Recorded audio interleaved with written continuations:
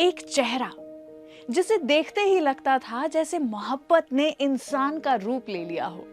एक अदा जो एक इशारे में सब कुछ कह जाती थी। एक ऐसी शख्सियत जिन्होंने अपने हर कदम पर काम नहीं कमाल किया। कभी वो सदमा की नेहलता बनी तो कभी चालबाज की मंजू, कभी चांदनी की चांद बनी तो कभी मिस्टर इंडिया की जान बनी। इस फिल्म इंडस्ट्री में कुछ लोग सिर्फ स्टार्स नहीं बनते, वो एक एरा बन जाते हैं। 13 अगस्त 1963 में तमिलनाडु के शिवकाशी में जन्मी श्री अम्मा यंगर अय्यप्पन उन्हीं में से एक थी। साउथ के इस छोटे से गांव शिवकाशी से निकलकर तेलुगु, तमिल, हिंदी, मलयालम और कन्नड़ सिनेमा में उन्होंने ऐसा जादू बिखेरा कि पूरी दुनिया उनकी दीवानी हो गई। 4 साल की उम्र में उनका फिल्मी करियर शुरू हुआ और अगले 50 सालों तक वो हर स्क्रीन पर छाई रही। मुंद्रू मुडीचू से लेकर मिस्टर इंडिया, चांदनी, लम्हे, चालबाज, इंग्लिश और मॉम तक हर रोल में उनका रंग अलग था, लेकिन हर परफॉर्मेंस एक ही बात कहती थी कि ये कोई मामूली एक्ट्रेस नहीं है। उन्हें पद्मश्री से नवाजा गया, नेशनल अवार्ड भी उन्हें दिया गया। 5 फिल्म फेयर अवार्ड्स के साथ ही साथ पूरे देश का दिल भी उन्होंने जीता। स्क्रीन के पीछे वो एक शाय, सिंपल सी इंसान थी, लेकिन कैमरा के सामने एक तूफान। उन्होंने ना सिर्फ हीरोइंस की इमेज बदली बल्कि उन्हें सेंटर स्टेज पर लाकर खड़ा किया।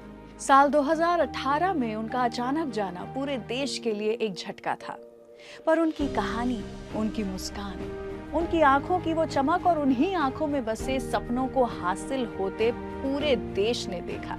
Today on Nasha Biographies, we present the life of a woman who wasn't just a star. She was a phenomenon, a gaze that could silence a room and a smile that lit up the screen. She redefined what it meant to be a leading lady. From mythological child roles to becoming India's first true female superstar, her journey wasn't just about films. It was about power, presence, and pure magic. This is the story of the legend Sridevi.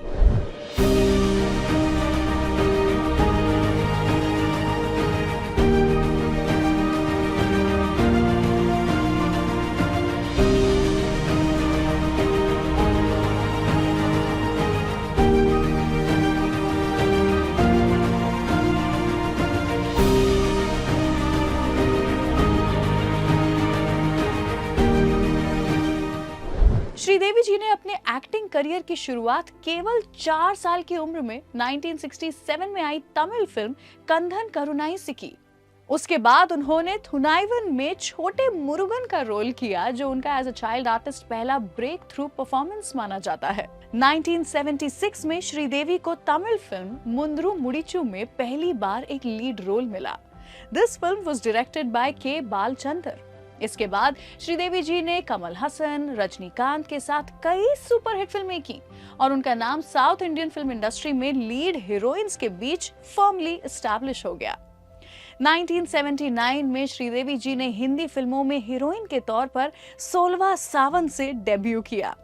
But her real Bollywood breakthrough came 4 years later in 1983 with Himmatwala opposite Jitendra. ये film साल की सबसे बड़ी hits में से एक बनी and it firmly established Sridevi as a rising star in Hindi cinema. उसका गाना नैनो में सपना आइकॉनिक बन गया। It was Sridevi's outfits and presence that stole the show. फिर आई 1984 की फिल्म तोहफा, which was the highest grossing Hindi film of that year. Film fair ने उन्हें अपने कवर पर डिक्लेयर किया अनक्वेश्चनेबली नंबर 1। जितेंद्र और श्रीदेवी ने 16 फिल्में साथ में की, जिसमें हिम्मतवाला, जस्टिस चौधरी, मवाली, तोहफा, सुहागन, घर संसार जैसी कई बड़े हिट्स थे। सम फ्लॉप्ड जैसे हिम्मत और मेहनत एंड सरफरोश, बट उनकी केमिस्ट्री ऑडियंस के दिलों में घर कर गई। ये था वो दौर जब एक साउथ इंडियन एक्ट्रेस अपनी वर्सेटैलिटी, अदा और प्रेजेंस से हिंदी फिल्म इंडस्ट्री पर राज करने लगी थी। और फिर 1983 में आई फिल्म सदमा ने श्रीदेवी को सही में एक क्रिटिकली अक्लेम्ड एक्ट्रेस बना दिया। ये फिल्म उनकी तमिल मूवी मुंदरम पिराई का रीमेक थी। This is one of my all time favourite films. सदमा के लिए श्रीदेवी जी को पहली बार फिल्म फेयर बेस्ट एक्ट्रेस का नॉमिनेशन भी मिला। पर क्या आपको पता है, जब आरजे रोहिणी ने श्रीदेवी से इस फिल्म के बारे में पूछा था तो उन्होंने इस फिल्म के तमिल वर्जन को अपना फेवरेट बताया था। वो कौन सी फिल्म है जहाँ पर आपको इतना चैलेंजिंग शायद लगा होगा? आई कैन टेल यू मेरी तरफ से, if I may, I'm only being the actor only. And let me tell you, you're most challenging. मेरे हिसाब से it was definitely सदमा। अच्छा, आपको नहीं लगा था चैलेंजिंग? नहीं, ऑफ कोर्स चैलेंजिंग डेफिनेटली। ये बहुत ही आई मीन डिफिकल्ट कैरेक्टर रही। और सदमा से पहले मैंने किया मूंड्राम पिराई, रीमेक ऑफ मूंड्राम पिराई। अगर वो फिल्म आप देखेंगे तो definitely I prefer Tamil version. Yes. उसके बाद हिंदी वर्जन किया है, तो वो ओरिजिनल था, तो आई प्रिफर दैट। अब सदमा was just a start of turning Sridevi into a superstar। 1986 में आई ब्लॉकबस्टर फिल्म नगीना, जिसमें श्रीदेवी जी ने एक नागिन का रोल प्ले किया था, वो फिल्म साल की दूसरी सबसे बड़ी हिट फिल्म रही। नगीना ने उनकी स्टारडम को इतना बड़ा बना दिया कि वो मेल सुपरस्टार्स जैसे अमिताभ बच्चन, धर्मेंद्र जी को भी टक्कर देने लगी थी। 80s के दौर में अगर किसी एक एक्ट्रेस ने बॉलीवुड को कंप्लीटली डोमिनेट किया तो वो थी श्रीदेवी। 1987 से 1991 के बीच का दौर श्रीदेवी जी के करियर का स्टारडम फेज था।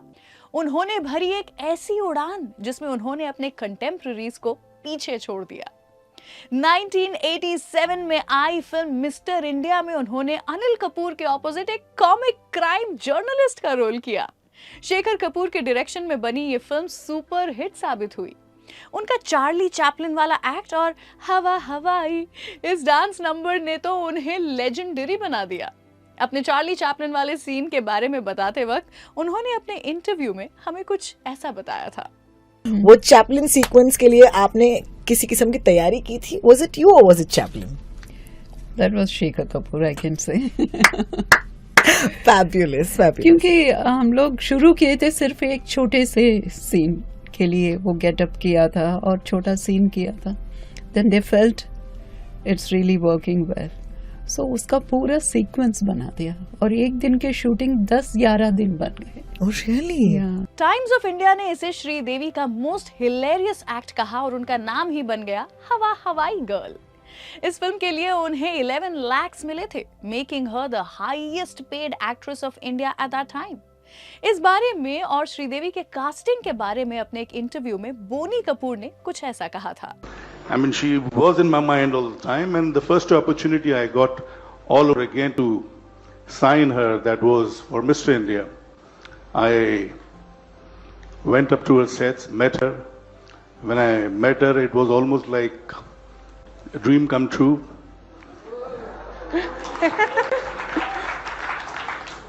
The few words that she spoke, she's not a very, she's an introvert and she doesn't communicate very easily to strangers, and I was a stranger at that point of time. But the few words that she spoke in broken Hindi and broken English, they touched me, they moved me, and I got more curious to know her more.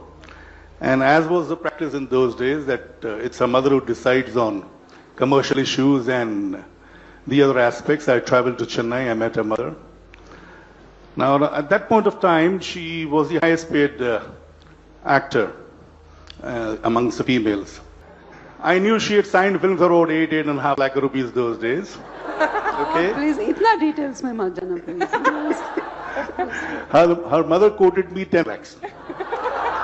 I mean, probably that was her way of negotiating, So I heard her figure and I said, no, I'll pay 11 lakhs. इस film ने हमें कई सारे कमाल के गाने दिए। एक तरफ हमें हवा हवाई में श्रीदेवी का फन साइड देखने को मिला, तो वहीं दूसरी तरफ था उनका एक सेंशुअस परफॉर्मेंस, काटे नहीं कटते ये दिन ये रात में। क्या आपको पता है इस गाने के शूटिंग के दौरान श्रीदेवी जी को 104 का बुखार था? इसके बारे में श्रीदेवी जी ने हमें इंटरव्यू में बताया था, सुनिए। मैंने एक रूमर सुना था कि काटे नहीं कटते को शूट करते वक्त आपको 104 का बुखार था। ये आप क्लैरिफाई कीजिए, था कि नहीं?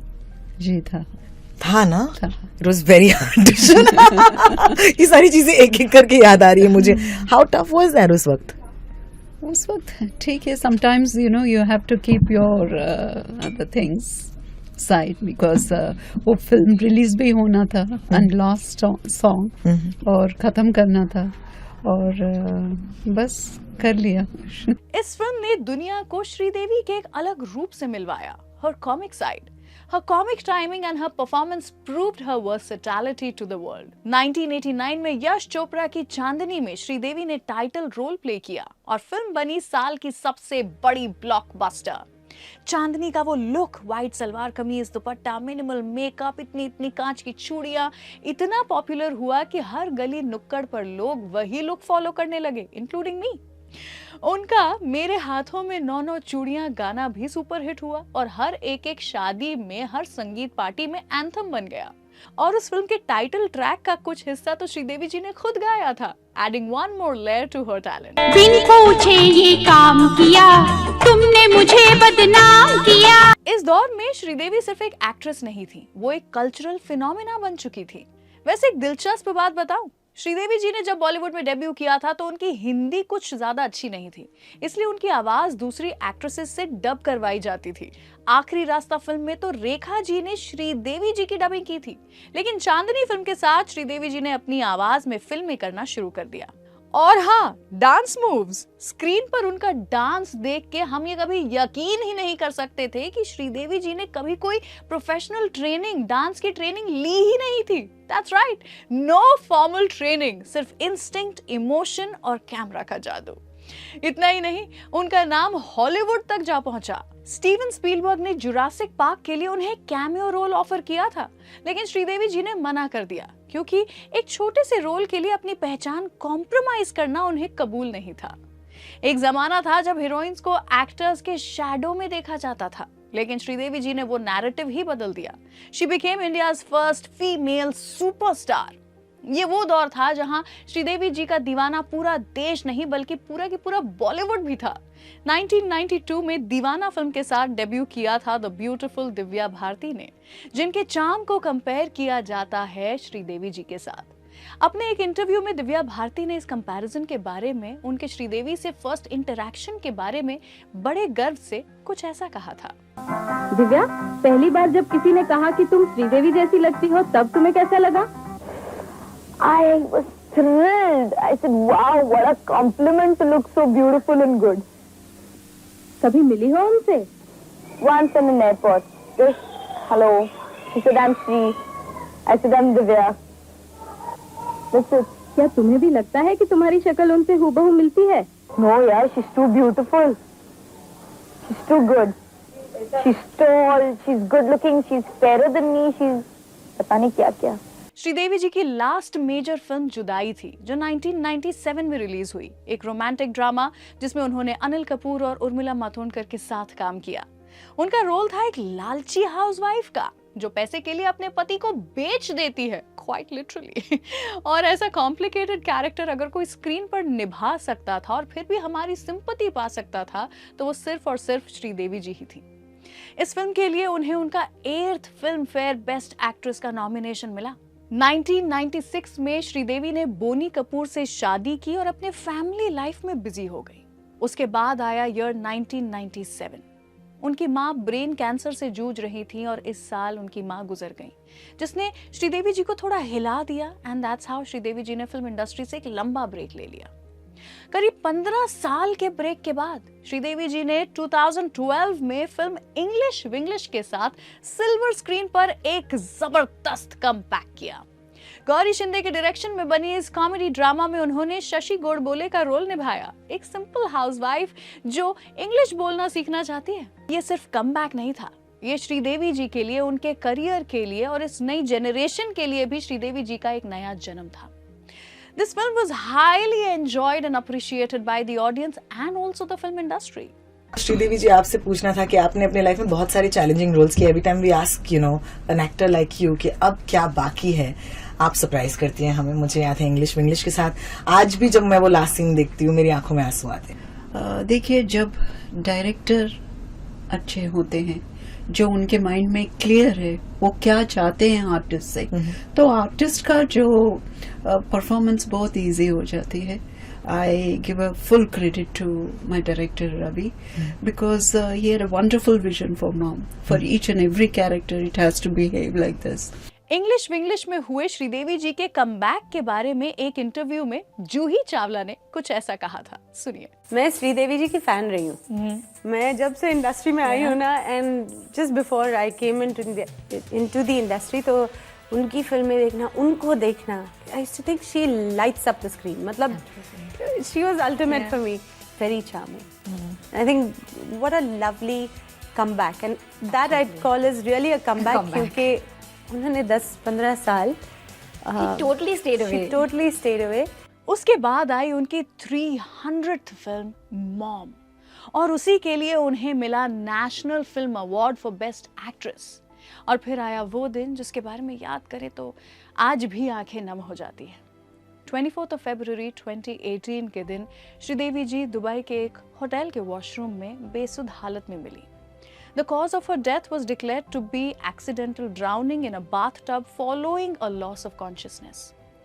इस दिन सिर्फ एक सुपरस्टार नहीं, पूरे देश के दिल का एक हिस्सा मानो कहीं खो गया। उनके अंतिम यात्रा में जो भीड़ उमड़ पड़ी, उसने सबको रुला दिया।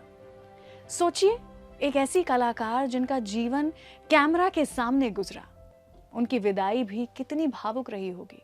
इस यात्रा में लाखों लोग उनकी एक झलक लेने, उन्हें अपना आखिरी सलाम देने आए थे। ये सिर्फ स्टारडम नहीं था, ये एक दिल से दिल तक का कनेक्शन था।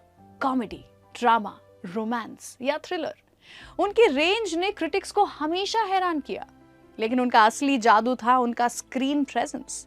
जैसे कैमरा भी उनसे मोहब्बत करता हो। वो सिर्फ रोल्स नहीं निभाती थी, वो अपने कैरेक्टर्स में जान डाल देती थी। श्रीदेवी जी सिर्फ एक एक्ट्रेस, एक आइकॉन या एक सुपरस्टार नहीं थी, वो हम सभी फैंस के लिए एक जज्बात थी। एक ऐसा जज्बात जो हमारी यादों, मुस्कुराहटों, हमारे आंखों की नमी में हमेशा जिंदा रहेंगे। और श्रीदेवी जी तो अपने कमाल की फिल्मों के सहारे भी हमेशा हमेशा के लिए अमर हो चुकी है। Today, Radio Nasha pays a tribute to a performer who redefined Indian cinema. Sridevi, जो सिर्फ एक नाम नहीं बल्कि एक लेगेसी है। A path-breaking performer, a powerhouse, and an unforgettable chapter of our Indian film industry.